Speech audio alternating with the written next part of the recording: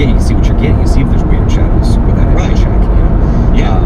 But the problem with the LEDs is that the technology is more expensive. So you're looking at $1,000 for light. So yeah, one day. Yeah, one day. Cool. Okay, man. Good talking to you. Definitely. Likewise. It's been another episode of the Photography Show. Thanks for listening.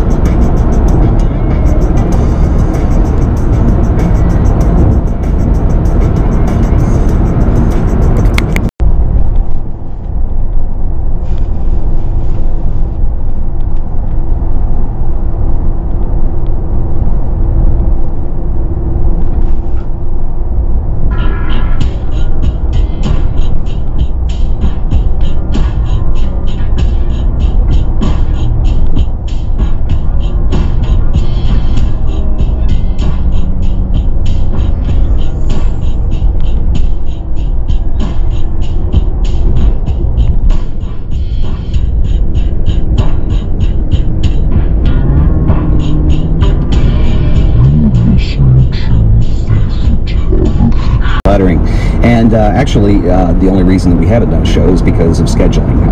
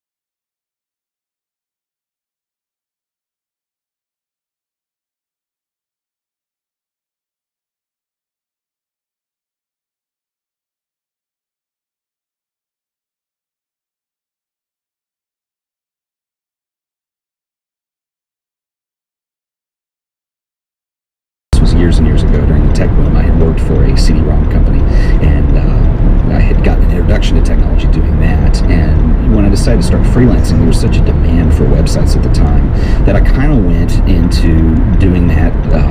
I'd build portfolio sites for people. It was a good way to earn a little bit extra cash while I was doing it, and it turned out I loved it. And it really led me down a path of, I definitely think of myself as a photographer, but my day job is comprised of multimedia production, so it involves photography very heavily. And I really focus, most of what I do is image based, but it also has elements of graphic design, definitely web design, things like that involved. So if you're starting out, what I did was, and this is, I'll tell you how I did it and how I'd recommend doing it if I could do it over, but I didn't know a lick of HTML. These are the early days of the internet. There was no college degree at the time. There was computer science degrees that you could enroll in, and they were more broad-based. Some of them had a little HTML class, and at that point I already had a degree and I didn't want to go back to school. And I remember I had, I'm trying to remember what it was. It was a software application. It was, if you remember the early Apple days, before iWork, Apple produced a word processor called Claris Works, which was a company called Claris that Apple later purchased, I believe. But Claris had some kind of web design application. It was a lot like Dreamweaver, and it was awful. It wrote the junkiest code. It was so bad. It would break things. And much like Dreamweaver now, you had like a code view, and then, the WYSIWYG view, what you see is what you get. So you could preview what it's going to look like in a web browser, and you could whip over and look at the code, and you were constantly having to go over to the code to change things. Now, HTML is a markup language. It's not a code per se, and it's really easy to get a grasp on. And I think at the bare minimum, you need to spend some time learning how to at least code some basic HTML, learning how to, in some text, make something bold, learning how to embed an image, make something italicized, do a paragraph, do a header, just the basic stuff. You can learn this in a day. It's not hard. And learn the syntax. On a little bit larger level, there's some new things coming with HTML5, but these are all things you can get into. There's some really wonderful resources out there, and today, if I were to redo it, I would not, what I would not do, if you're listening, is to buy a copy of Dreamweaver and start hacking through it, much like I did. It's just a slower way of doing it, and I think there's too much trial and error, and I don't think it's a really good practice anyway, and honestly, I don't care for Dreamweaver at all. I teach a web design class at community college, and it's it's weird because the class before me, they all have Dreamweaver and they learn how to deal with that, and I make them stop, because you need to learn how to code, and it's really not that hard, and it's going to save you time in the long run. I speak from experience on this. So if I were learning how to code today, the first thing, first of all, let me talk about coding languages for the web that I would recommend that you try to at least get your head around. One would be HTML, namely HTML5. It's a lot easier than some of the previous versions. It's a little more forgiving. It's being adopted as a standard now, and I think it's the way things are moving. This all could change in 5 years, but that's the way things are going now. So you have HTML5 and then CSS3, which is a styling markup language, which basically, if you think of like HTML5 being the skeleton of a website, CSS3, or any CSS, it stands for Cascading Style Sheets. It's another language, but what it addresses is visually how things look and how they lay out on the page. So you have your skeleton that's HTML5, and then you dress it up with the CSS. So that deals with things like, what font you're using, what's the background color, do you have a border on your image, all that kind of crazy stuff. So those are the big two. In addition to that, I would also consider getting your head around some basic JavaScript. This is what gives your web page a little bit of interactivity. It controls things anywhere from like motion, visual elements, responsive elements, to it can actually control CSS. It can do a lot of things. It can actually load other pages. And the way that's kind of shaken out now is you're using JavaScript, and there are several frameworks that have been adopted, so you don't actually have to go learn JavaScript. They're going to cut some time out of the equation. jQuery is a big one, and I really recommend jQuery. jQuery is built in JavaScript, but really what you're doing is you're learning how to talk to jQuery. And so you do need to learn some basic JavaScript, but the syntax for jQuery is relatively simple too. And so, if you can get a grasp on all these, it can diversify you in a lot of ways. One, it gives you additional skills that you could use career-wise. I think it gives you additional skills that you can use with your own work. If you're just building a website for yourself, and it may be overkill, let me say, to go try to become a master of these 3 languages just to build your own website. That can be weird too, because if that's all you're doing, it may be a waste of time, and I don't think it's going to be efficient. But I think just in general, this is also assuming you just have one website. I don't. I have a lot of websites, and they all serve different functions. And I've got a podcast website that I host these shows on. I've got The Art of Photography has its own website now. I've got my portfolio site. I've got my main website, tedforbes.com. I've got blur.nu, which is my blog. And, I'll talk about some of these. So beyond, those are kind of front-end languages, so to speak, because they all address how a web page is presented to you or to your viewer.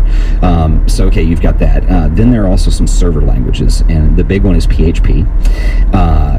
And I think also the way things have kind of turned out these days is you don't have to go become a master in PHP, for instance, because there's a lot, if you know some basics, there's a lot you can do, because there's a lot of code that's, particularly in the open source community, that's been reprovisioned and it's free to use. And if you want to learn how to manipulate some of that, having a basic language of something like PHP, ASP, anything like that, PHP is the big one, being open source, is a very good idea. So the other thing that I want to address on here, and I did talk about it a little bit on The Art of Photography, is content management systems. Okay, so what is a content management? Sometimes you hear people refer to these as a CMS, which stands for Content Management System. And a content management system it's just a section of your website. It's often referred to as the back end. And so usually it's some kind of password protected area of your website that you can go to and modify the content. And a good content management system will separate your content from the design, and then the content management system is kind of its own thing, and you're able to manipulate your website. So it means, like, let's say you have a portfolio site or a photo blog, you can add new images, you can edit descriptions, so if you misspelled something, you can go change it. You can delete things if they're no longer relevant. All those basic functions. Sometimes these have plugins that provide additional functionality. And so, my blog, blur.nu, runs on WordPress. And I love WordPress. WordPress is an application that runs on a web server. It's open source. It's free to download. If you don't have your own web server, you can use WordPress.com. that you can pay for. So if you're getting a lot of high traffic and you need more bandwidth, and it's all fairly affordably priced. If you need to do video hosting, if you have a podcast, I think that's one of the new things they're doing. And so you can use WordPress for these things. Now, WordPress, it's the same look, feel, the way it works. It's the same software, but the .org allows you to download it and host it on your own website, which gives you more flexibility, certainly, than having it hosted by them. But they do have that option. And that's how WordPress makes their money, is off of those services. They give their product away, but they provide ways to host it if you need it. So anyway, all this to say, if you wanted to do a WordPress site, what is required of that? Well, a basic knowledge of HTML, probably some good CSS or cascading style sheet skills, and really that's about it. If you know how to set up a server, which requires a little bit of knowledge too, and an FTP account if you don't know what that is, you can basically download WordPress and host it yourself, and between using plugins and things that kind of already exist in this open source community, you can pretty much cobble together a very well-working website that looks good. I myself am very anal retentive of how things look, and so I like a lot of control over it, and I also have the coding skills to do that, so I dig a little deeper into it. If you're just starting out, maybe just start a WordPress.com site for a while and play with that and see if you can learn how to code and learn some stuff through that. So let's talk about, let me mention another one, which is, I almost don't mention this a lot, but it's so important I have to, but Drupal.org is another one. The big three content management systems that are all free, they're all open source, are Drupal, WordPress, like I mentioned, and another one called Joomla, which I'm not as familiar with. I do a lot of Drupal and a lot of WordPress. Drupal has a steeper learning curve because there's so much more it does, and it's a lot more advanced than WordPress. It's still pretty easy once you get a grasp on it, but even when I first started, there was a lot to get my head around, and I knew how to code, mainly because you have to learn how that content management system is set up. But I know, I have friends of mine that are web designers for a living. They do it full-time. And I know two people in particular who really have careers based around learning how to code sites and use Drupal and WordPress. And those are not bad skills to have. They're wonderful content management systems, and what you can do with it is incredible. And they do these for clients, set them up, host them, etc. So if you want to start learning how to code, where do you start? Well, there are a number of resources. If you want to learn everything about HTML, there is two books I would recommend that I recommend. Actually, my class uses them, and I teach out of these. They're recent books. They've come out in the last year, I believe, and I can't say enough good stuff about it. If you go to abookapart.com, and I will put all of these links in the show notes, so if you go to thepublicbroadcast.com, pull up the photography show and pull up this episode, you will see links to all of the stuff that I'm going to talk about today. So the first thing would be A Book Apart. There are two books. A Book Apart is related to A List Apart and some other things, if you're familiar with that. They're kind of some big names, who's who in the web design community. And the two books that I recommend are HTML5 for web designers and CSS3 for web designers. They're not big books. They get straight to the point. They don't sidetrack, much like I am doing on this podcast. And you can get through them very quickly. And even now, I know most of the information in there. I save them and I use them for reference when I'm not teaching out of them, because sometimes you need to look something up that you were foggy on or can't remember or want to know more about. And so both those books are excellent. You can buy these in a number of forms, and this is what I love about A Book Apart. They are very with it with technology. First of all, you can order them as paper books, and I have them in all formats. So you can get the paper books, you can get the EPUB format. Then they have a digital download package, and so I think you get EPUB, PDF, and something works on an iPad too. They're incredible, and I love the fact that on my computer is a PDF, and I don't have to pull the book off the shelf. I can just go pull it up. They're also very affordable. I don't think they cost a lot of money. So definitely recommend the books from A Book Apart. They've got some newer titles that I haven't checked out yet, and I'm sure they're good, and they look very interesting. Some stuff on user interface design and the like. And so, anyway, some good stuff there. A Book Apart. Another kind of secret weapon I think a lot of us have had it's a subscription service, but well worth the money, is lynda.com. It's lynda.com.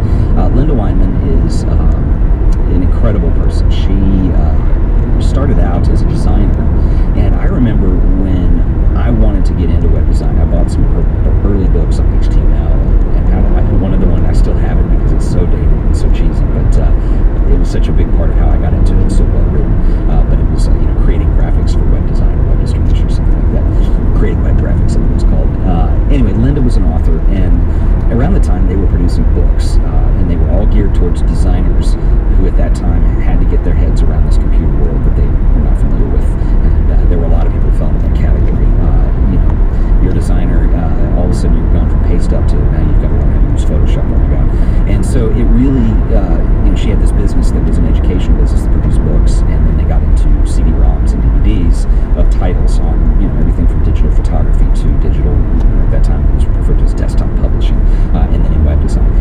DVDs were very expensive at that time. I remember getting one when I signed up for one of Linda's workshops that she and her husband Bruce were doing, which was a pretty good workshop, and you got a free DVD out of it, and I thought, wow, these are incredible. Well, they started an online service, and their whole business has morphed into this online service now, which is lynda.com.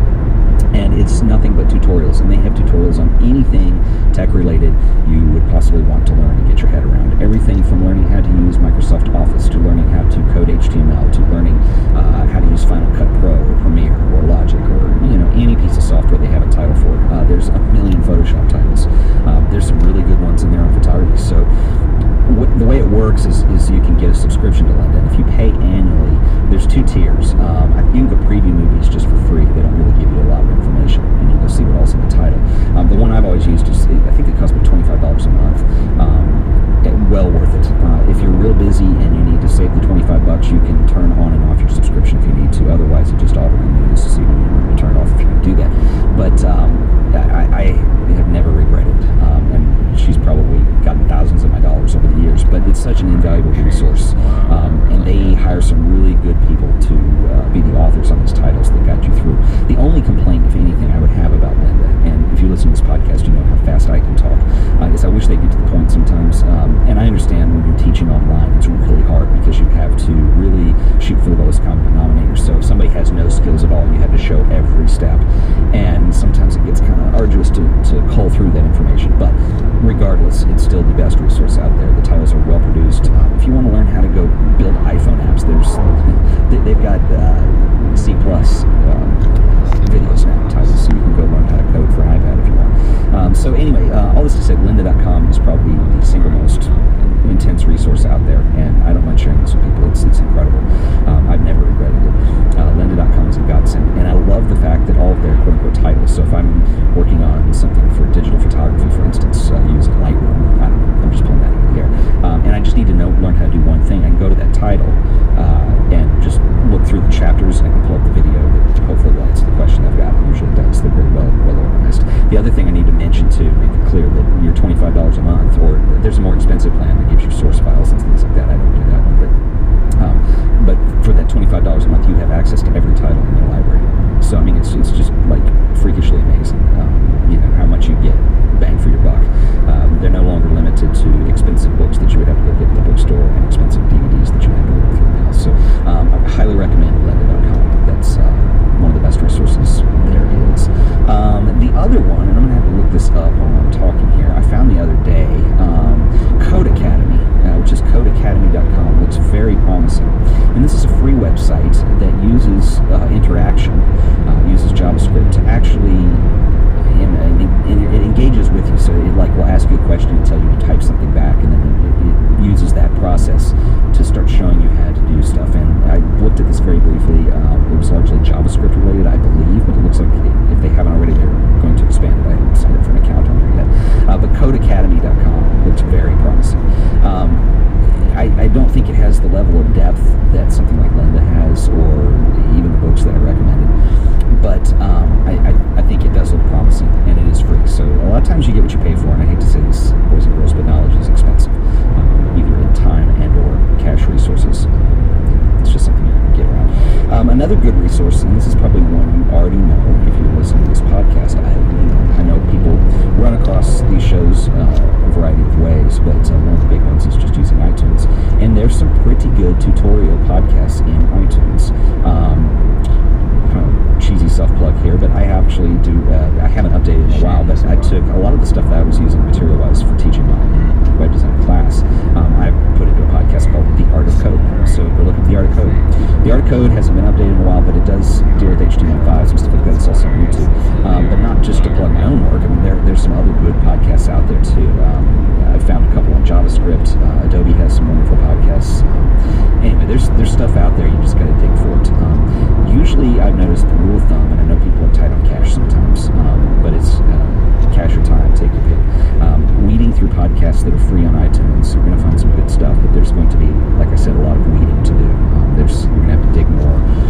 I mean, really, all this stuff you can find using Google, and there's enough web pages out there that will teach you how to use HTML and CSS and even JavaScript for that matter. That you might not even need it. Two wonderful resources just because the languages are open source for jQuery. jQuery.com, I believe. jQuery.com. It's .org or not, but it's .com. jQuery.com is where you go to download jQuery, and they have all the documentation of how to use it on there. It's written for designers, it's written for developers. So if you don't know how to code, it may be a little over your head at first, and it might be more important to go find a place that might explain some things to you first. Otherwise, it might be kind of hard to weed through. The other one is php.net if you learn PHP, and again, all the documentation is here.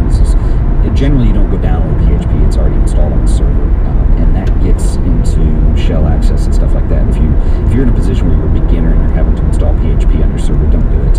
You need to get another web host that already has it on there. That's just not. It's going to be a kludge fest and way over your head and not a good use of your time on those accounts. So, where would you start? I would start by, this is what I would do. This is kind of what I did do. I would start with lynda.com. I would start with the HTML books that I recommended. I would start Googling and typing questions into Google and see what comes up for answers. Google is your friend, and you're going to find there's an entire community, a lot of people out there that are willing to share their information, much like I am here, that have done it in blogs, etc., that you can go get on YouTube and search around for stuff. And follow your classic rock station will play a Led Zeppelin song followed by the Rolling Stone. You never hear the music. It's terrible. Even talk shows have gotten really boring.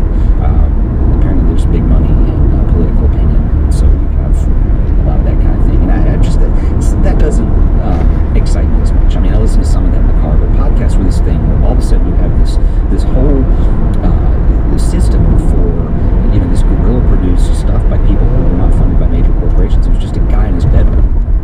I'm actually in the living room, but this model that I'm doing now, it's done very low budget, but the quality's good, and the important part is what they're talking about, and it's niche stuff. So you're listening to a podcast on photography. That's pretty niche. I don't think that CBS or NBC would ever do a photography show. I think it's too niche for them. If they thought there would be money in it, they would have done it already, and we haven't seen it. So anyway, all this to say is that for niche subjects, anything with technology, anything with photography, a lot of times with web design, and podcasting is this great thing. And so anyway, my point being is that I always thought, well, wow, I'd really like to get out there and share a lot of the stuff that I've learned, and I like the social element too. And I really, we've done meetups for the art of photography, and I've met via email and sometimes in person people all over the world who listen to the show.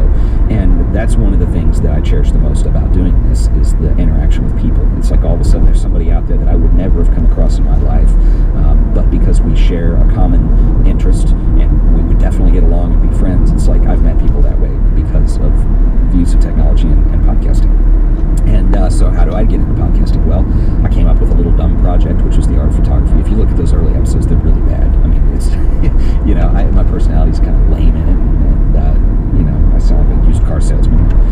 The lighting is terrible, the video quality is bad, but get something out there, do something to try. The real reason I did that is because, with my job doing multimedia production, I do a lot of video work, and I don't think that, it's interesting in the photography community, some podcasts deal a lot with video because all of a sudden SLRs and point and shoots can all shoot video, and I know that there's kind of some controversy out there. There's a lot of people who really, it's something different. They don't want photography to become video, and I don't think it ever will, but I do think that the skill set as a photographer, if you're serious about doing this, particularly for a living, if you're doing kind of journalist work, it is going to involve video.